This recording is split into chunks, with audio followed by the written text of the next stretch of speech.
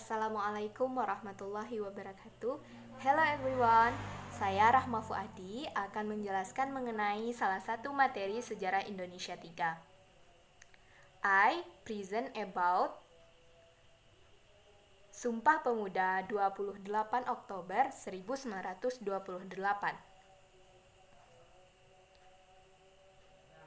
Materi pertamanya adalah latar belakang lahirnya Sumpah Pemuda. Sumpah Pemuda dilatar belakangi oleh semangat nasionalisme atau rasa kebangsaan, rasa cinta tanah air para pemuda yang bersepakat untuk mengadakan Kongres Pemuda. Kongres Pemuda ini sebagai bukti munculnya persatuan antar pemuda di seluruh wilayah Indonesia, yang pada awalnya kira-kira 22 November 1977, para pemuda masih terpecah belah dengan banyaknya organisasi seperti Jong Java, Jong Sumatera, dan lain sebagainya.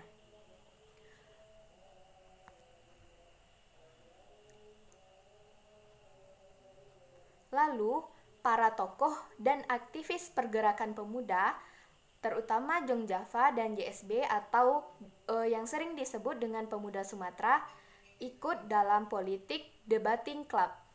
Dalam klub tersebut, mereka berdiskusi tentang persaudaraan umat, kemanusiaan, persamaan hak, etika, moralitas, serta membahas tentang perdamaian dan pengingkaran kekerasan sebagai alat penyelesaian. Pemuda memikirkan bagaimana cara untuk mendapatkan kemerdekaan tanpa harus dengan senjata. Maka pemuda memikirkan cara yang tepat adalah dengan politik atau jalur diplomatis. Lalu mulailah atau terjadilah Kongres Pemuda pertama. Kongres Pemuda pertama ini dilaksanakan di Batavia atau sekarang dinamakan dengan Jakarta. Kongres Pemuda ini dilaksanakan tanggal 30 April sampai 2 Mei 1926. Kongres Pemuda pertama ini diketuai oleh Muhammad Tabrani. Terselenggaranya Kongres Pemuda ini tidak terlepas dari adanya Perhimpunan Indonesia yang terdiri dari para pemuda Indonesia yang belajar di Belanda. Lalu, apa sih gunanya Kongres Pemuda pertama ini? Kongres Pemuda pertama ini bertujuan untuk memajukan persatuan kebangsaan yang pada saat itu sangat digoyahkan oleh datangnya para penjajah, dan mengeratkan hubungan sesama organisasi pemuda seperti Jong Java, Jong Sumatera, serta dengan adanya Kongres Pemuda ini dibicarakanlah masalah-masalah akademis untuk mencari dasar yang bisa mempersatukan pemuda-pemuda tentang perbedaan adat istiadat, kedudukan perempuan, dan bahasa.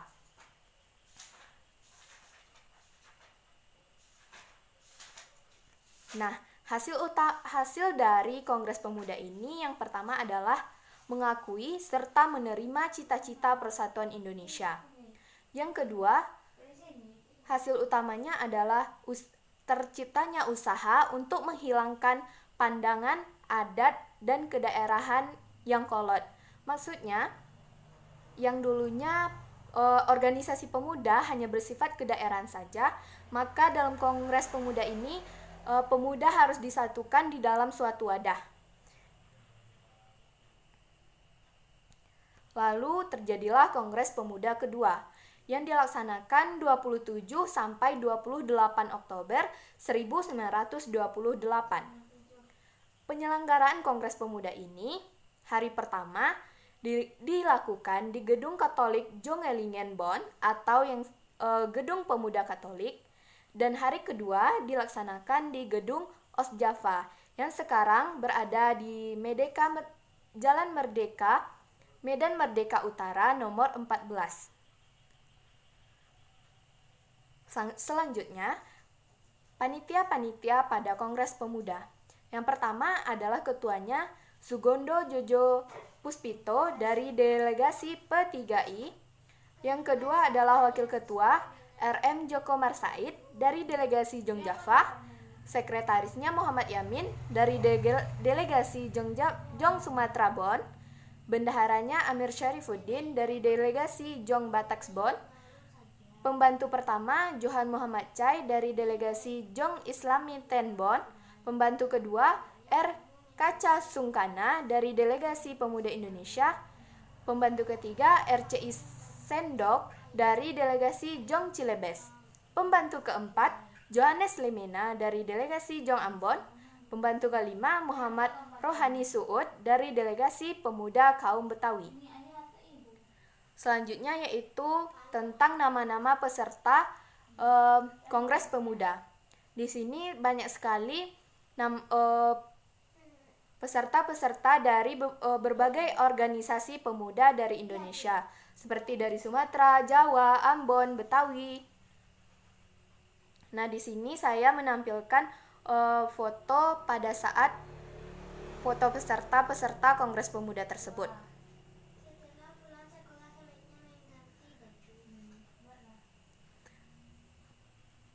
Lalu apa hasil akhir dari Kongres Pemuda? Yaitu adanya Sumpah Pemuda.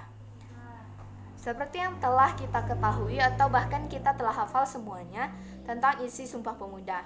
Yang pertama adalah kami putra dan putri Indonesia mengaku bertumpah darah yang satu, tanah air Indonesia. Yang kedua, kami putra dan putri Indonesia mengaku berbangsa satu, bangsa Indonesia. Yang ketiga, kami putra dan putri Indonesia menjunjung bahasa persatuan, bahasa Indonesia. Nah, inilah teks asli dari Kongres Pemuda yang isinya berupa Sumpah Pemuda. Di sini saya akan menjelaskan mengenai makna Sumpah Pemuda dalam perjuangan Indonesia.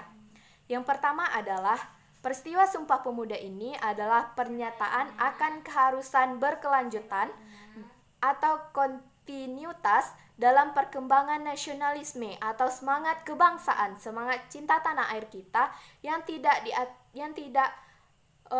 hanya dibatasi oleh etnis, daerah dan agama, tetapi rasa kebangsaan itu tanpa adanya perbedaan etnis, daerah dan agama serta sebagainya. Makna yang kedua adalah ketika kata Indonesia disebut secara tegas, maka di waktu itu pula lah tekad ke arah kemerdekaan bangsa telah dijadikan sebagai landasan cita-cita. Yang ketiga adalah ketika Sumpah Pemuda telah dipraktekkan, maka jalan kembali ke situasi lama secara konseptual dan ideologis telah tertutup. Artinya, ketika kita telah menjunjung bahasa persatuan, menghargai atau cinta tanah air, cinta bangsa Indonesia, maka penjajahan atau kemerdekaan akan kita raih dan jika itu terlaksana dengan baik, maka penjajahan atau kolonialisme yang kita rasakan dahulu tidak akan terjadi lagi. Selanjutnya adalah makna Sumpah Pemuda yang keempat, yaitu ketika bahasa Indonesia telah diakui sebagai bahasa persatuan, bukan saja sistem komunikasi nasional ingin diteguhkan, tetapi demokratisasi dalam hubungan sosial pun ditegaskan pula. Yang kelima adalah setelah Sumpah Pemuda, ketidakhadiran bangsa dirasakan sebagai realitas pencarian tatanan masyarakat, politik, bahkan kebudayaan baru pun diperdebatkan dengan intens. Pada Kongres Pemuda itu, untuk pertama kalinya dinyanyikanlah lagu kebangsaan Indonesia yang sering kita dengar, yang diciptakan oleh Wage Rudolf Supratman yang kemudian dipublikasikan melalui surat kabar Sinpo. Beliau pada saat itu menyanyikan lagu Indonesia Raya diikuti oleh para peserta dengan alunan biola.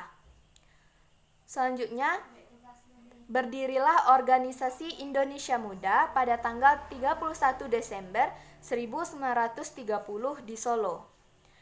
Dan rumusan atau isi dari Sumpah Pemuda itu tadi merupakan hasil pikiran dari Muhammad Yamin dan dibacakan oleh Mr. Sunario, dan ada juga yang mengatakan bahwa yang membacakan itu adalah Sugondo. Selanjutnya, Kongres Pemuda ini merupakan puncak integritas ideologi nasional. Dan tidak dapat dipungkiri bahwa kongres itu membawa semangat nasionalisme atau rasa cinta tanah air kita kepada tingkat yang lebih tinggi. Dan Sumpah Pemuda itu merupakan landasan perjuangan untuk mencapai kemerdekaan.